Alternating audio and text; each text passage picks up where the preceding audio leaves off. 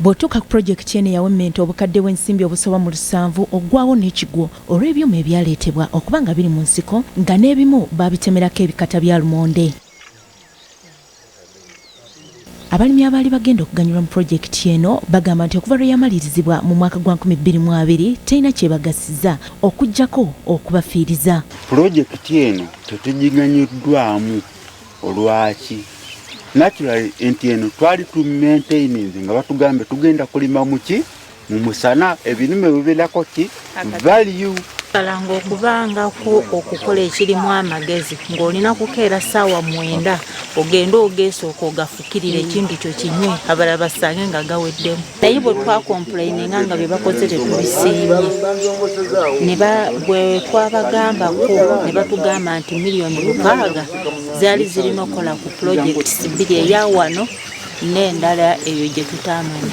Abakulembeze b'ebyalo bino baali beesunze nnyo okuganyulwa mu pulojekiti eno era bawanjagidde Minisita Sekindi okuvaayo abayambe abatereereze pulojekiti eno basobole okugifunamu. N'olwekyo kye tusaba nga Pulezidenti bwe yatwagaliza abantu b'ekitundu kino batutereereze sisitimu y'amazzi okuviira ddala eri pampu gye baatuwa eyinza okuba nga nayo nnafu kuba pampu eyo singa yali ejjuza amazzi mu ssaawa nga 3 ng'amazzi gajjudde.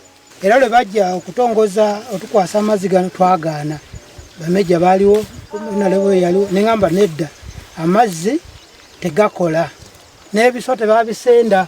Kati ate ekirala ne pipes zennyini zirina leakages zigira ne zaabika kitegeeza nti ezaateekebwamu oba oliawo si za mutindo. Ssentebe wa disitulikiti y'e Buvuma Waiso Adelian agamba nti bafubye okutegeeza bekikwatako nga pulojekiti eno ensimbi ezagiteekebwamu zaafa kyokka tebafunanga kuyambibwa. Mu ffala zonna tutegeezeza minisitule nti pulojekiti eno yakolebwa terina nnyo value for money.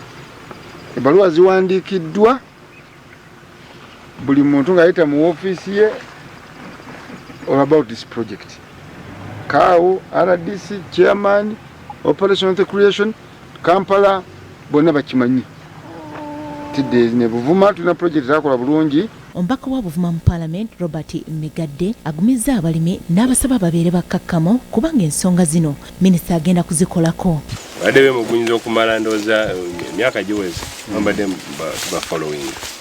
So kwe kusaba minisita ajje alabe kuki project ya mweyo. So ensonga lwaki akola ki? Azze wano kuba ebimu ku ebyo byemwogera yazzenga n'okubimanya abikola ki? Abimanyi nti project tetambula.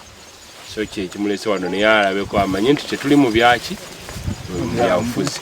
Minisita omubeezi ow'amazzi n'obutonde bw'ensi Aisha Sekindi ategeezezza nga bw'atagenda kukkiriza abantu abaweebwa emirimu gya gavumenti okugikola mu ngeri y'agadibengalye. Kubanga singa ffe tukuwa omulimu gwenga gwe inji nga contractor n'okola omulimu ogwo ne tutakusasula tutwala gavumenti mu kooti. Lwaki ffe aba gavumenti tubeera ne sympathy eyo ku ba contractors ne bakola ebintu ebiri substandard ate ne tubasasula ate emirimu egisigala nga gituvumaganya. To hell sigenda kukikkiriza ngenda kutandikira ku enkaaga.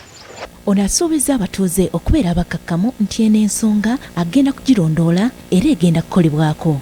So kigenda kukakatako nga bwe kinkakatako okubeera nga mfollowinga ekintu gino from A up to Z.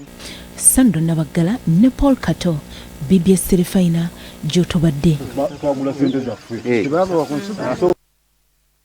Ebuvuma nga tuvuddeyo baabalokole batongoza kaweefube ow'okulwanyisa ebikolwa ebya Sodoma ebirabika nga byeyongedde okusensera amasomero ne bannayuganda abalala.